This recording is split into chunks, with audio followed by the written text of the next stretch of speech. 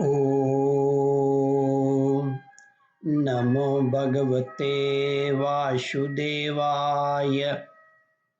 श्रद्धालु भक्तों, श्रीमद् भागवत महापुराण के 10वें स्कंद के उत्तरार्ध के 66वां अध्याय के अंतर्गत पौंड्रक और काशीराज का उद्धार का प्रस्तुतिकरण करूंगा। इसके पूर्व जहां तक आप कथा श्रवण कर चुके हैं उसके आगे का प्रस्तुतिकरण करता हूं।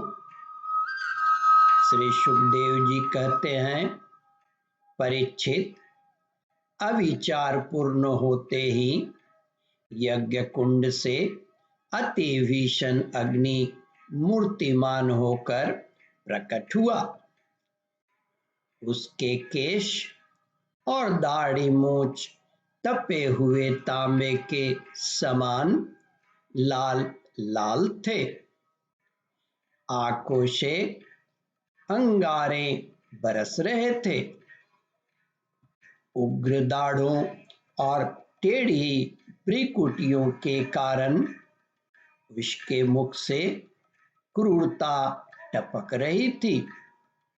वह अपनी जीभ से मुंह के दोनों कोने चाट रहा था।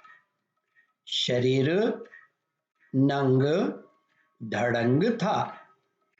हाथ में त्रिशूल लिए हुए था जिसे वह बार बार घुमाता जाता था और उसमें से अग्नि की लपटें निकल रही थी। ताड़ के पेड़ के समान बड़ी बड़ी टांगे थी। वह अपने वेग से धरती को कपाता हुआ और ज्वालाओं से 10 दिशाओं को दग्ध करता हुआ द्वारका की ओर दौड़ा और बात ही बात में द्वारका के पास जा पहुंचा। उसके साथ बहुत से भूत भी थे। उस अभिचार की आग को बिल्कुल पास आए हुए देखकर द्वारवासी वैसे ही डर गए जैसे जंगल में आग लगने पर हरिण डर जाते हैं। वे लोग भयभीत होकर भगवान के पास दौड़े हुए आए। भगवान उस समय सभा में चौसर खेल रहे थे।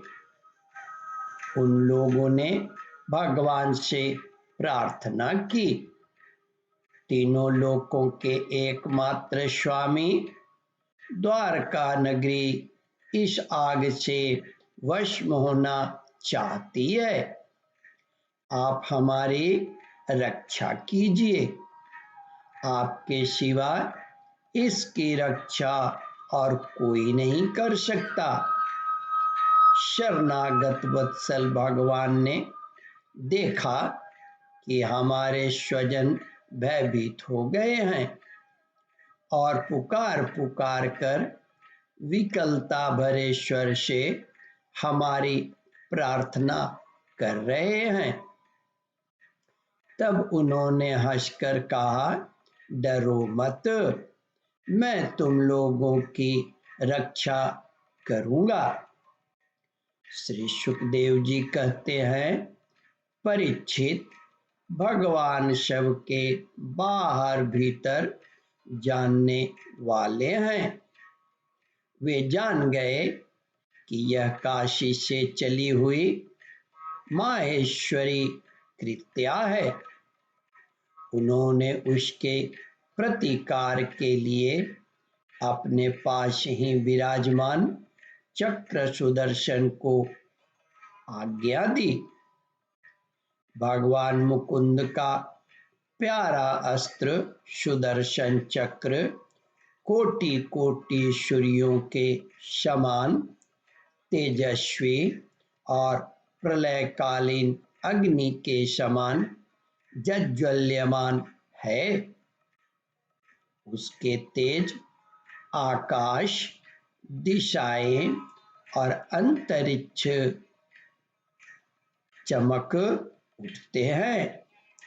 उसके तेज से आकाश, दिशाएं और अंतरिक्ष चमक उठते और अब उसके चमक उठे और अब उसने उस अविचार अग्नि को कुचल डाला।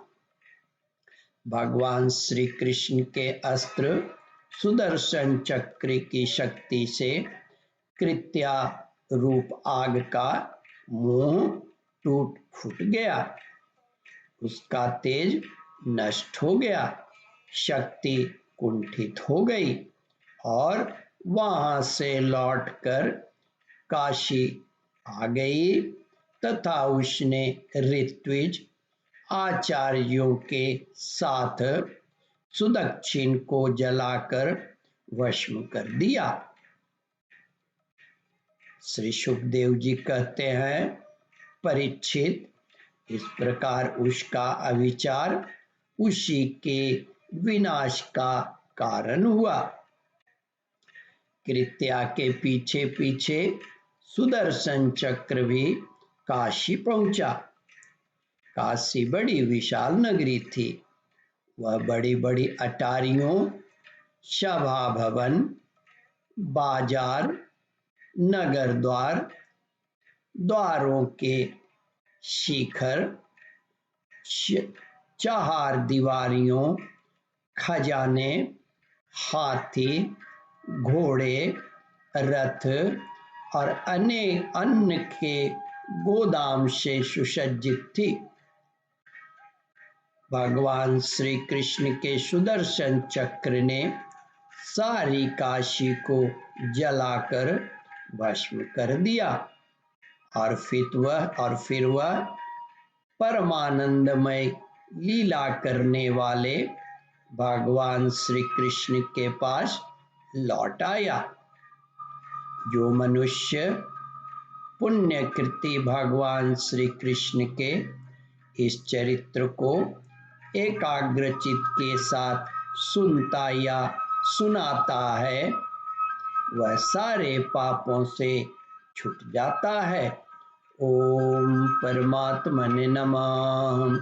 श्रद्धालु भक्तों, इस कथा को ध्यान पूर्वक श्रवण, मनन और इसका चिंतन करें।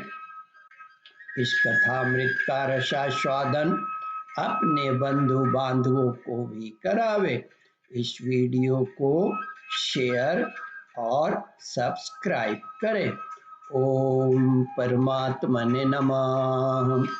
श्रद्धालु भक्तों, यहाँ पर 66वां अध्याय समाप्त होता है।